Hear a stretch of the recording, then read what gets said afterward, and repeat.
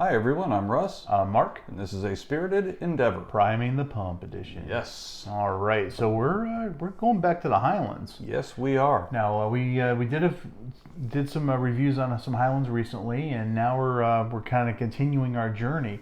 Some of these we've done, in previous episodes. We do a Saturday live episode on Facebook. But it was, but we've tried a lot of these, but it's been some time, and it's kind of nice revisiting them. Agreed. And some of them we used them as comparisons when we do other whiskeys on these priming the pump episodes, and it's kind of nice to go back and reflect on them and make sure that we're still kind of we're accurate about how we remember these. So it's always interesting to kind of revisit them. Absolutely, and it's also nice to do like a single whiskey review. Agreed. and feature some of these that have become part of our lexicon. Yeah. But we don't necessarily open that book every day. This is true. So this has kind of been fun to revisit. Yeah. Now this is one I know we've done, but for the life of me, I don't remember it. I know maybe that's saying something. I'm hoping I'm wrong on that, but I'm thinking the same thing maybe. Yeah, we don't quite. This one doesn't quite stick out, but it's the Oban 14. Yeah. This is a West Highland Scotch. Yeah. 43% ABV. Yeah. Somewhere. Yeah, ballpark-ish.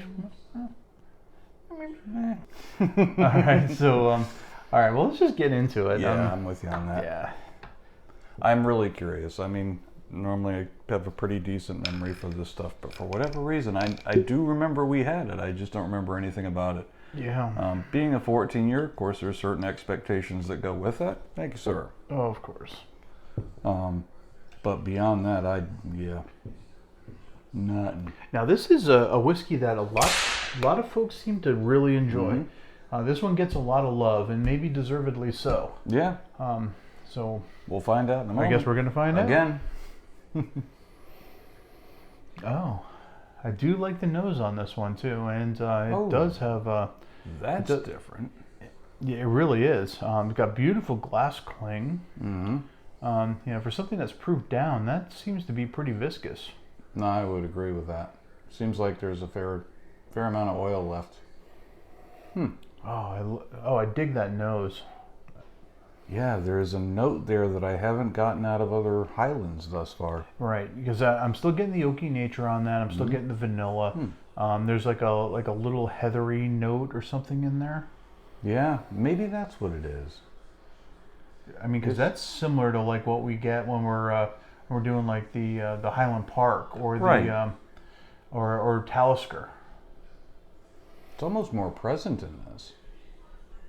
Yeah, that almost has an island quality to it. Yeah, interesting. Well, I'm curious. All right, sláinte. Cheers. Oh, wow. Oh, So that one is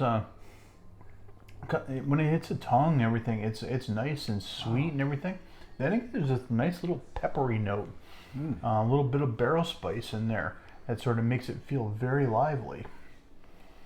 And then it kind of fades into nothing. agreed. Real short finish on that one. Very short finish. Really strong malt, I will say that. It is somewhat unique malt. It doesn't present quite the same as every other Highland, but there's definitely that malty nature to it right up front. Oh, yeah. I agree as far as the peppery, the barrel spice. I get it on the tongue. I'm not getting it on the throat, which is always kind of nice. Little like black pepper maybe. Yes. Or maybe white pepper. It's not quite as... Yeah, no, I agree with that. White pepper would be a better fit. Yeah, because it's a little more of a mellow peppery note. Yeah, the finish is pretty weak on this one. I'm a little disappointed in that because I like the flavors that I'm getting. It's just they're there and then they're gone. Yeah, exactly. It just fades into nothing. Just like it just ghosts you. It's like a mist getting kind of blown off.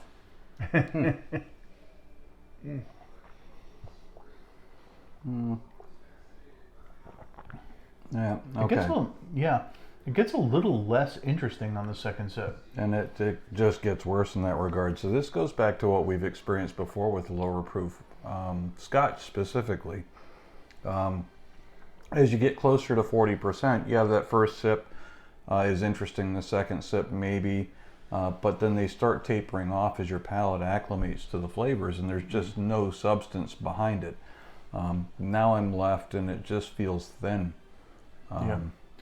Yeah. There's not a lot going on now. Yeah. Which is disappointing to me.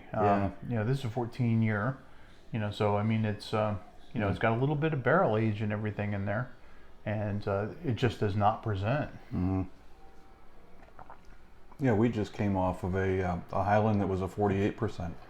And that was, I mean, all the way through. Each time you went back to it, you're getting more flavors. And it just kept changing and evolving as your palate kind of acclimated on one sip. You picked up new things on the second sip. Very interesting whiskey. This one, on the other hand, unfortunately, has become a bit of a one-trick pony as I get further into this. Because now, to be honest with you, all the stuff that I enjoyed the first sip's kind of gone. The only thing that's left is a barrel spice. Right. And see, now on the third sip on this thing, the only thing I'm getting is like stewed pear. It's not, there's nothing interesting going on in there. Yeah.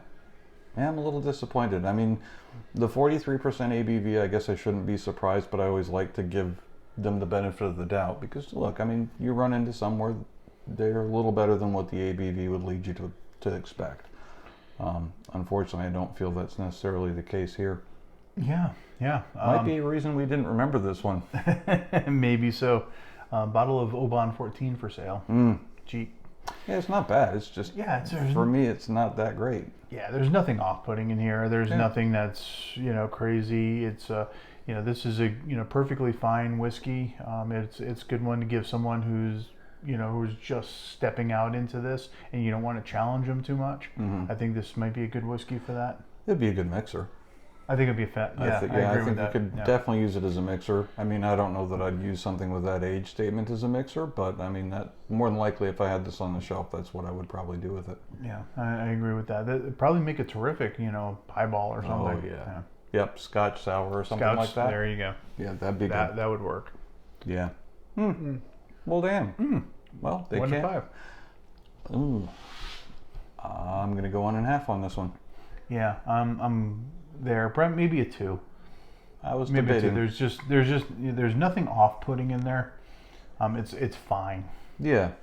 No, and that's a good way of putting it. It's fine. It's not outstanding. It's not off-putting. It's kind of there. It's fine.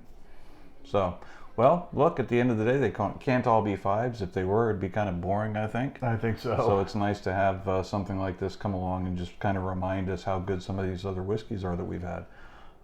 But, give it a try. Maybe it's something that you personally will enjoy. It's definitely one of those more subtle whiskeys that we've had. And there is certainly a place for that. Well, thanks for joining us, everyone. I hope you had a good time. Yeah, we sure did. We'll catch you on the next one. Take care. Okay, bye.